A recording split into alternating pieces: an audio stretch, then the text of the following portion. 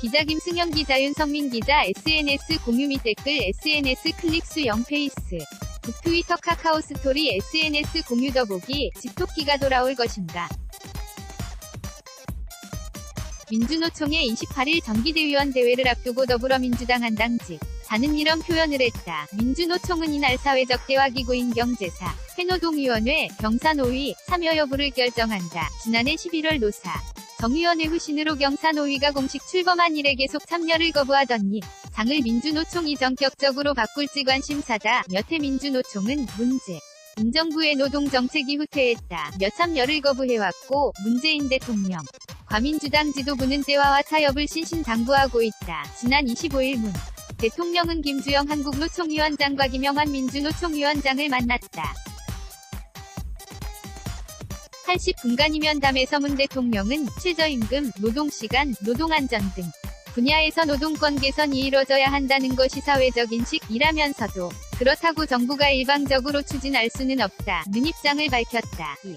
경사노위라는 틀이 제도적으로 마련돼 있으니 이 기구에 적극적으로 참여해줬으면 좋겠다 고 말했다. 앞서 이해찬 민주당 대표도 지난 4일 최고위원회의에서 아무쪼록 28일 대의원 대회에서 좋은 결과가 나와 사회적 타협기구가 원활히 돌아갈 수 있도록 좋은 결정을 기대한다고 말했다. 두 위원장은 문 대통령에게고 구 김용균 시장 내와 정규직 전환, 탄력 근로제기간 확대 문제, 국제노동기구 ILO 해 심협약 비준, 제주영리병원 민영화 중단, 최저임금과 통상임금 산입범, 위동 일화, 하풀 등 여러 노동계 현안의 해결을 요청했다. 촛불 정국과 대선 과정에서 문 대통령을 적극 지지한 민주노총 요구를 야권에서는 촛불 청구서라고 비판한다. 또 정부와 다른 목소리를 내는 민주노총을 집토끼의 가출이라고 비유하기도 한다. 청와대와 민주당은 강원 전면책을 구사해왔다. 최근의 화해 무드 이전에는 노골적인 불만을 표출했다. 지난해 11월 국회 운영위원회 국정감사에서 임종석 전 대통령 비서실장은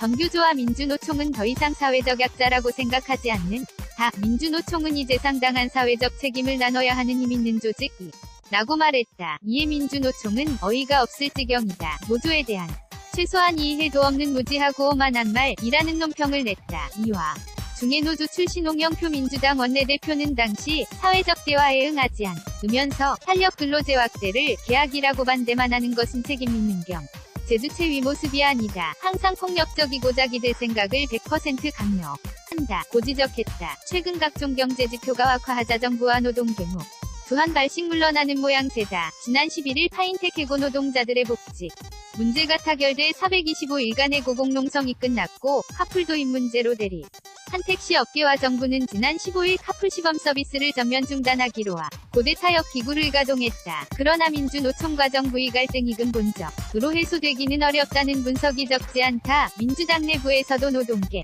계속 끌려다니는 상황에 대해 비판적인 목소리가 나온다. 민주당 안관 계좌는 문파라고 불리는 20만 권리당원 중 상당수는 노동계획과 도한 요구에 반감을 표출한다 고 말했다. 김영준 명지대 교수는 산호위는 일시적 봉합일 뿐 본질적인 문제 해결이 아니다.며 정부가 큰 방향을 제시하고 노동계를 설득해야 하는데 지지층만 생각해 타협했다가 정책 방향과 충돌하고 이를 다시 수정해 이번엔 지지층으로부터 약속을 어겼다는 말을 듣는다. 진퇴양난 이 상황을 자초하고 있다. 고지 적했다. 박지순 고려대 법학전문대학원 교수도 양보를 이끌어내는 딜을 어떻게 할 것인지 또 딜을 민주노총 내부 간 경파가 동의해줄 것인지 가변수라고 말했다. 김승현 윤성민 기자 SHYUN-JOON GANG.co.kr